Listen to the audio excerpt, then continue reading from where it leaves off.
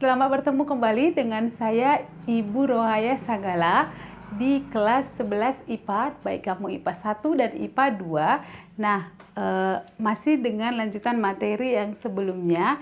Jadi kalau sebelumnya itu kita sampai membahas kepada tata nama dan contoh dari senyawa alkana, khusus senyawa alkana. Harapan saya kamu sudah paham untuk alkana dan kita mau ke golongan selanjutnya yaitu alkena dan alkuna. Sebelum ke alkena dan alkuna, saya mau mereview sedikit tentang alkana, yaitu tentang tata nama senyawa. Sekarang, mari kita perhatikan sama-sama tentang alkana, di mana saya jelaskan sebelumnya bahwasanya alkana dengan rantai cabang penamaannya didasarkan pada penamaan rantai atom C yang terpanjang dan penomoran dimulai dari yang paling dekat dengan cabang. Nah, sekarang kita mau mereview sedikit tentang pelajaran sebelumnya. Kamu lihat gambar di samping. Perhatikan gambar, ini masih tentang alkana. Saya hanya ingin mengulang lagi ingatan kamu atau pengetahuan kamu tentang alkana yang sudah saya jelaskan. Jadi di sini ada struktur, ya. Syaratnya katanya penomoran. Yang pertama sekali syaratnya kita cari atom C paling panjang berapa. Kemudian kita berikan penomoran pada rantai C dan penomoran harus dimulai dari yang paling dekat dengan cabang. Nah, jadi kalau rantainya atau strukturnya seperti ini, maka penomoran dimulai dari kiri. Sehingga yang paling panjang kita peroleh adalah rantai C sebanyak 5. Apakah kita menemukan cabang dalam struktur ini? Ya, kita menemukan cabang di atom C nomor 2 dan atom C nomor 3. Apakah jenis cabangnya? Di atom C nomor 2 ada metil, di atom C nomor 3 ada metil. Maka secara umum sesuai aturan namanya adalah 2,3 dimetil pentana. Oke?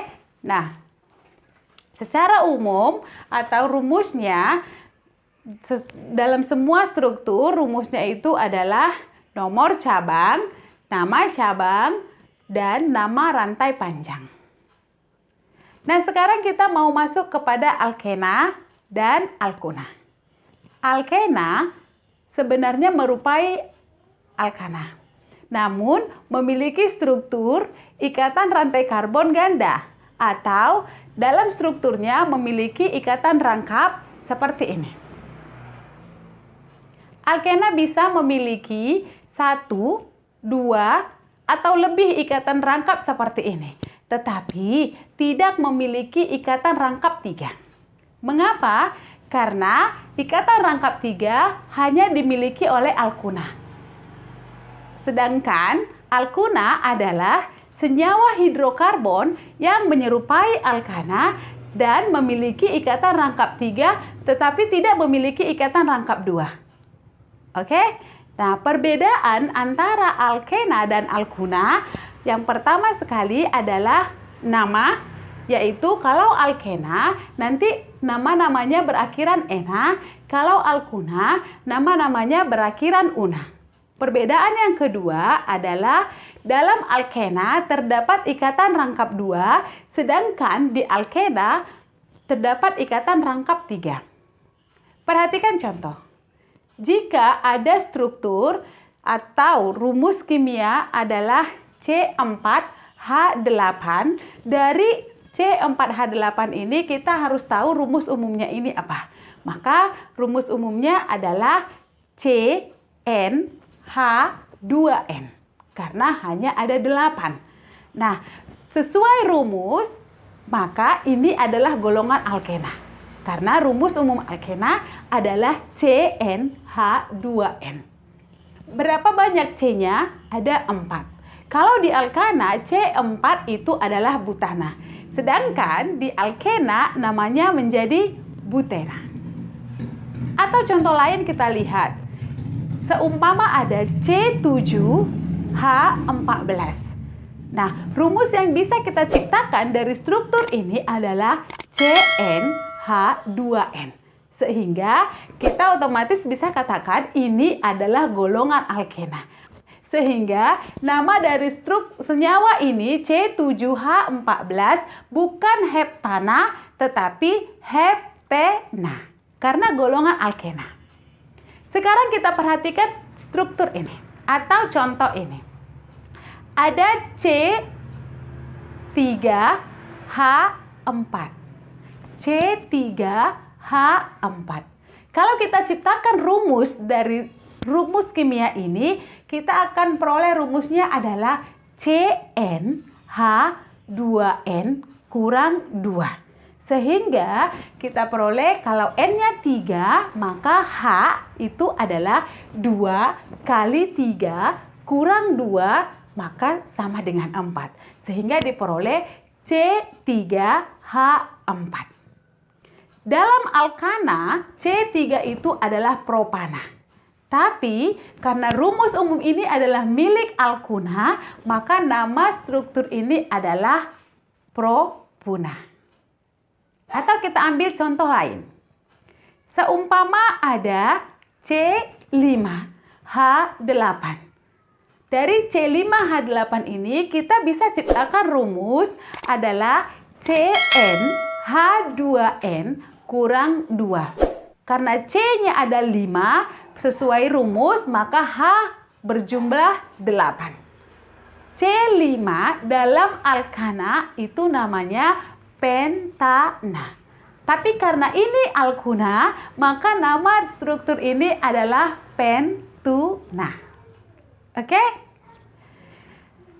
Sekarang kita perhatikan kalau misalnya struktur alkena dan alkuna memiliki cabang.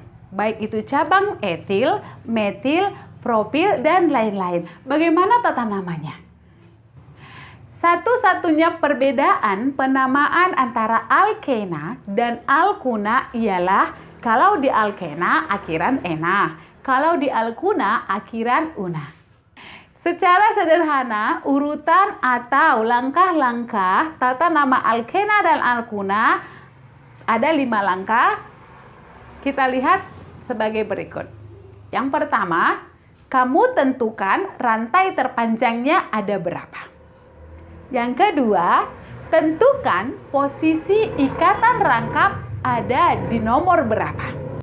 Poin yang ketiga atau langkah yang ketiga adalah hitung banyaknya ikatan rangkap yang ada. Yang keempat, perhatikan posisi cabang yang ada. Dan yang kelima, urutkan cabang secara alfabet. Secara umum penamaannya menjadi nomor cabang, nama cabang, kemudian nomor ikatan rangkap, dan nama rantai terpanjang. Dan yang terakhir adalah akhiran ena untuk golongan alkena atau akhiran una untuk golongan alkuna. Nah, sekarang saya mau ajak kamu mengenal struktur-struktur alkena dan alkuna serta mengetahui atau mempelajari bahkan memahami bagaimana penamaan untuk masing-masing struktur golongan alkena dan alkuna. Perhatikan gambar. Jika kita ketemukan gambar seperti ini, yang pertama sekali kita harus sudah tahu pastikan golongan alkena atau alkuna. Nah, coba lihat ada ikatan rangkap 2 di sana. Maka ini adalah golongan alkena. Oke? Nah, kemudian kita akan tentukan rantai terpanjang yang kita peroleh dari struktur ini. Sekarang ikuti saya bagaimana penomoran supaya kita memperoleh rantai terpanjang.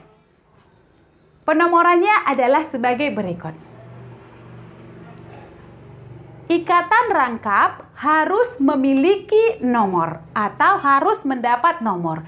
Jadi, ikatan rangkap tidak boleh menjadi cabang.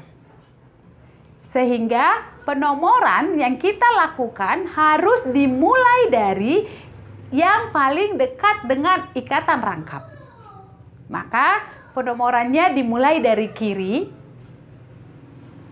kemudian kita turun ke bawah. Sehingga kita peroleh banyaknya atom C sebanyak 7.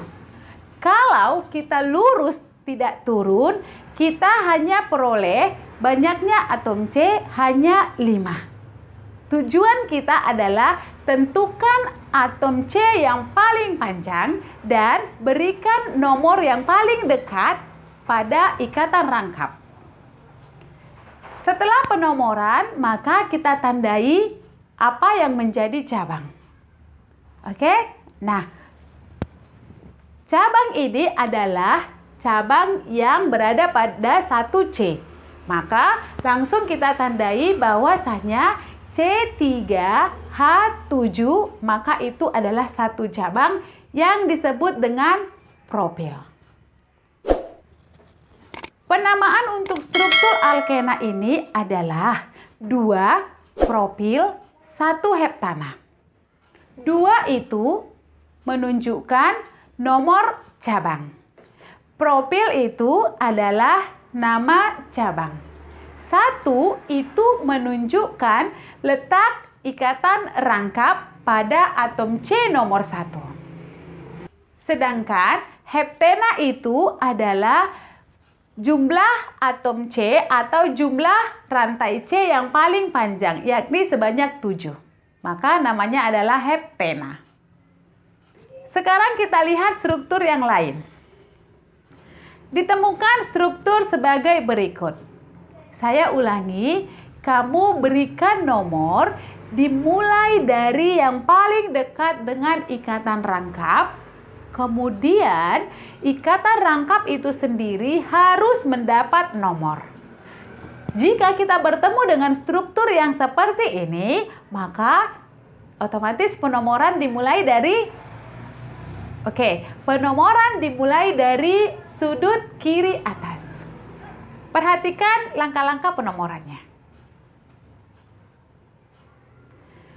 Nah, dari gambar ini kita sudah pastikan bahwa ada 2 ikatan rangkap dan kedua ikatan rangkap tersebut, ikatan rangkap 2, masing-masing memiliki atau mendapat nomor. Nah, di atom C nomor 4 memiliki cabang. Dan di atom C nomor 5 memiliki cabang. Saya tandai dengan lingkaran. Di atom C nomor 4 ada cabang yaitu C4H9. Maka nama dari cabang ini adalah butil. Sedangkan di atom C nomor 5 ada juga cabang dan nama cabang ini adalah metil. Penulisan nama cabang harus sesuai dengan alfabet, berarti antara butil dengan metil. Maka yang harus kita tulis duluan nama cabangnya adalah butil. Kemudian metil.